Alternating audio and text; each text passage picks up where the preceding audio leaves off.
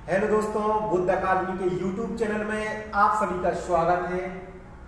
आज हम इस वीडियो के माध्यम से आपको सीबीसी की परीक्षा कैसे आसानी से क्वालिफाइड करनी है इसके बारे में जानकारी देंगे।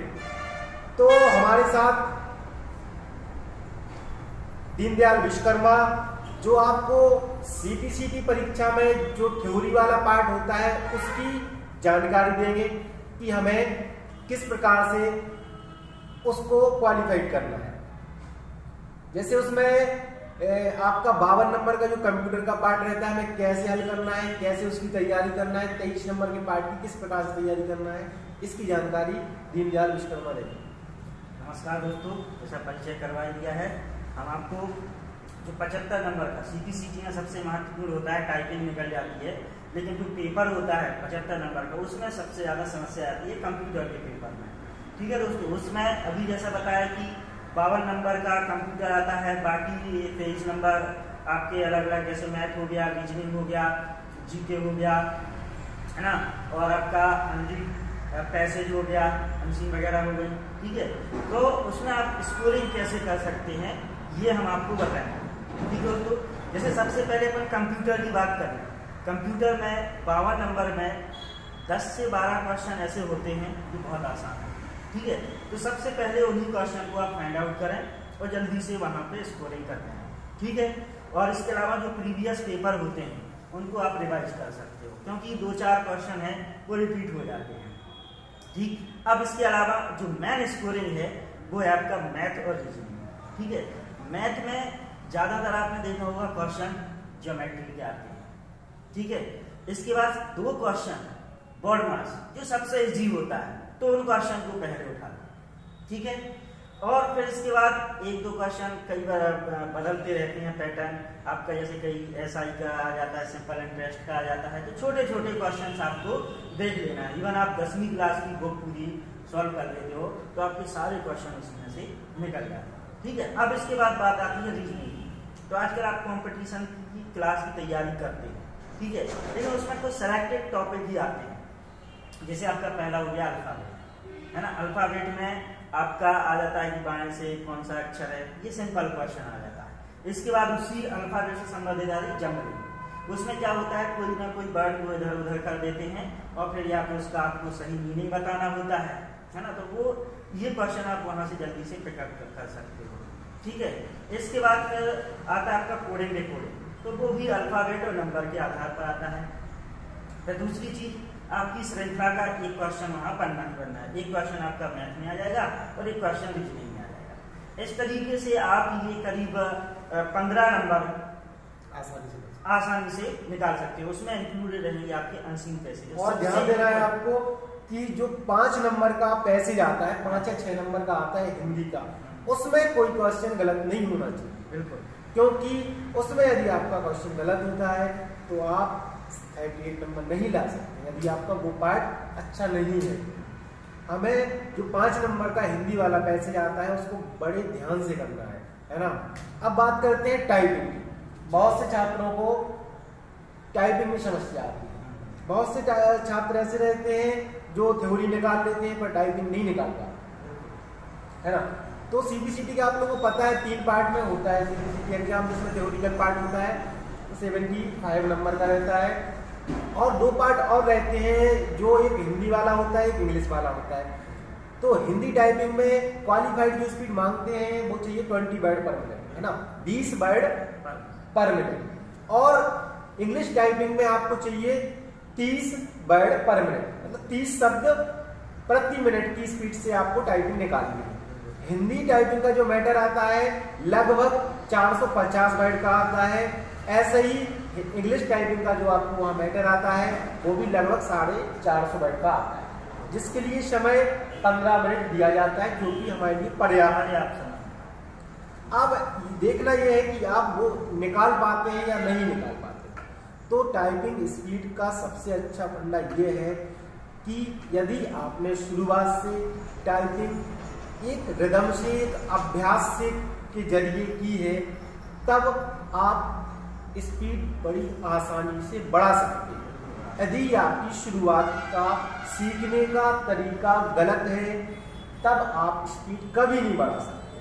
बिल्कुल ध्यान रखिए। इसलिए टाइपिंग सीखने से पहले उनके रूल्स जो है, जो नियम है, जो अभ्यास है, उन्हीं के अनुसार ही टाइपिंग करें। और उंगली रखने के तरीका भी बहुत मायने रखता है इस चीज़ में।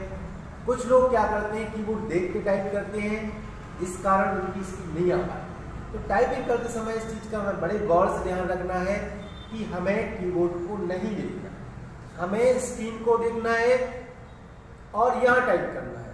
और अपनी कलाइयों को हमें यहाँ टच नहीं होने देना है। जिस लैब में आप बैठे हुए हैं, जिस मतलब टेबल पे आप टाइप कर रहे हैं, जो हम उंगली रखते हैं, उंगली को ये यहाँ ये जो कलाइयाँ हैं उनको सपोर्ट नहीं देना है, वो फ्री होना चाहिए, है ना, तब जिससे हम स्पीड कवर कर जाते हैं। और होता क्या है, ये है कि आपकी स्पीड घर पे 25, 26, 7 आती है, लेकिन कई बार ऐसा होता है कि आप एग्जाम देने जाते हैं, पता चला वो 18 ही है। आपकी घर पे 28 आती थी, लेकिन एग्जाम में 18 आई। उसका कारण ये होता है कि सेटिंग एंड कीबोर्ड, यदि क्या होता है सेटिंग सही नहीं है तो आपकी स्पीड नहीं आएगी। और कुछ लोग ये करते हैं कि कीबोर्ड की वजह से चेंज हो जाता है। कुछ लोग करते ये हैं कि घर पे एक ही कीबोर्ड पे टाइप करते हैं। जरूरी ये नहीं होता है कि वही कीबोर्ड आपको एग्जाम में मिलेगा। बिल्कुल, ये सबसे इसलिए तरह तरह के कीबोर्ड पे टाइपिंग करें और सेटिंग का बड़ी गौर से ध्यान रखें। इसलिए यदि आपको 20 क्वालिफाइड के लिए चाहिए तो आपको यहाँ 28 या 30 स्पीड होना जरूरी है, तब जाके आपकी 25 समथिंग वहाँ आएगी। क्योंकि कुछ प्रेशर के कारण और कुछ सेटिंग के कारण, कुछ कीबोर्ड के कारण स्पीड कम हो ही जाती है। तो हम लोगों का इस वीडियो का मकसद यही था कि आप लोगों को जितना हो सके उतना हम लोगों के जरिए फायदा मिले। और यदि आप लोगों के माइंड में कोई भी फॉल्ट हो शब्द को लेके, कोई वर्ड बनाने, जैसे बहुत से डाउटफुल वर्ड होते हैं, जैसे चांदबिंदी हुआ, बड़ा हुआ, है ना, इन शब्दों को लेकर राष्ट्रपति वर्ड हुआ, एक बहुत से छोटे छोटे डाउट्स रहते हैं, आप लोगों को क्लियर नहीं कर पाते हैं। तो हमारे YouTube चैनल पर बहुत सारी वीडियो डली है जो डाउटफुल शब्दों के लिए बनाई गई। बिल्कुल, और रूल्स का भी एक वीडियो अपने यहाँ पे रूल्स का है वीडियो डला हुआ है, तो आप उसके जरिए वहां से वो शब्द बना के देख सकते हैं।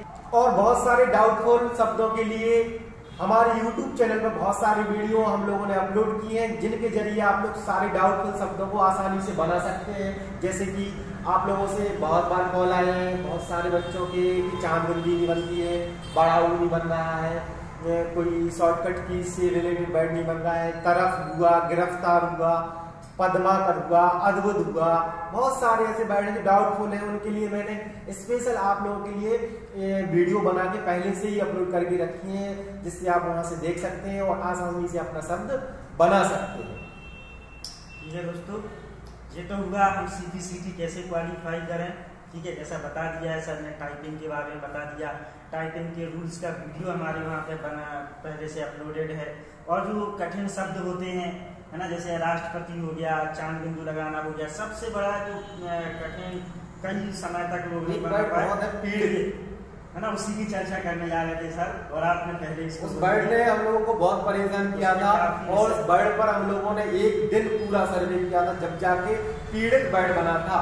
और उस वर्ड को आप भी ध्यान से बनाना, आप सही तरीके से बनाएंगे लेकिन वो नहीं आएगा, लेकिन उसका तरीका अलग है जो कि हमारी वीडियो में डला हुआ है। वो नहीं बनता है तो मैं आपको कमेंट बॉक्स में ही बता दूंगा। ठीक है। और जैसा कि एक समय हुआ करता था कि मैं यहाँ पे स्टूडेंट की तरह आया था, हमारे ये सुबोध खरे बुद्धा अकादमी टीकमगढ़ के संचालक हैं, और इन्हीं के मार्गदर्शन में मैंने यहाँ टाइपिंग सीखी। और करीब 20-25 दिन, एक महीने ही हुआ हुआ था, एक महीने में मैंने टाइपिंग सीखी और स्पीड बहुत कम 25 वर्ड पर मिनट की स्पीड से क्वालिफाई किया था।